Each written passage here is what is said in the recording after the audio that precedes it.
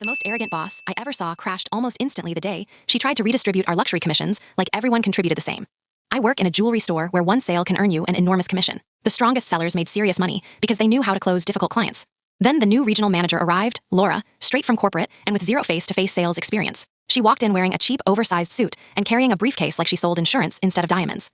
During her first week, she called an urgent meeting in the tiny break room. We all went in expecting some grand strategy. She cleared her throat and announced her plan with a pleased smile.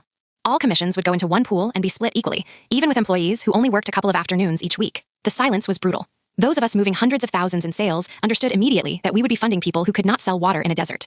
Clara, the best seller in the store, raised her hand with terrifying calm. She had worked there for years, knew every client by name, remembered anniversaries, children, and preferences. She explained that under this policy, she would lose more than half her income. Laura crossed her arms and answered with unbearable smugness. "Laura, you should have studied business like I did if you wanted stability. That was your mistake. Huge mistake." Clara's expression did not change, but something lit up in her eyes. She walked to her station, opened her drawer, pulled out her client book, and announced loudly that next month she was opening her own boutique and taking her clients with her. Louis, the Swiss watch specialist, slowly removed his certification badges and said he was leaving to work independently too.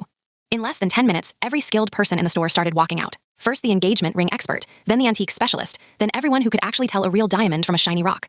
Laura's face went from smug to bright red panic. She kept calling corporate trying to explain how she had just lost nearly all the staff who made the store profitable.